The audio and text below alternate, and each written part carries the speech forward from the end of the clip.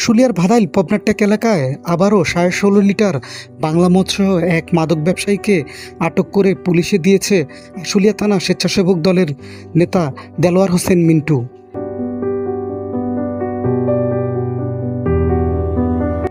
সোমবার রাতে বাংলা মদ বিক্রির সময় স্থানীয় রুবেল পিতা মৃত আমিনুলকে হাতে নাতে আটক করে স্বেচ্ছাসেবক দলের নেতাকর্মী সহ দেলোয়ার হোসেন মিন্টু।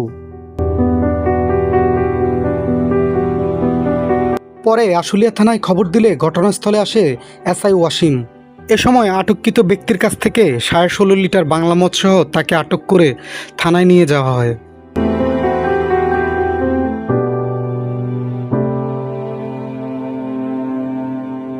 এ প্রসঙ্গে আশুলিয়া থানা স্বেচ্ছাসেবক দলের নেতা দেলোয়ার হোসেন মিন্টু জানান, আপনারা জানেন সাভার আশুলিয়ার সংসদ ডক্টর দেওয়ান মোহাম্মদ সালাউদ্দিন বাবু ভাই নির্বাচনের আগে বলছিল সাভার আশুলিয়া মাদক মুক্ত করবে, এবং তারই ধারাবাহিকতায় আমরা যারা ওনার নেতাকর্মী আছি তারই নির্দেশনায় আমরা মাদক মুক্ত করার জন্য কাজ করে যাচ্ছি।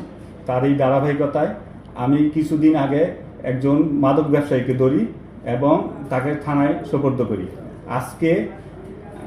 আজকে আমরা মাদক বিরোধী অভিযানে আমরা একজন মাদক ব্যবসায়ীকে ধরি, বাংলা মদ সহকারে তাকে ধরি এবং তাকেও থানায় সোপর্দ করব।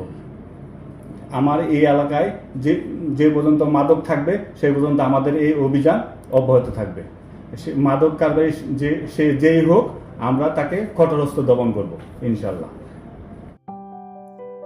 মাসুদ রানা, মেঘনা নিউজ 24, আশুলিয়া, ঢাকা।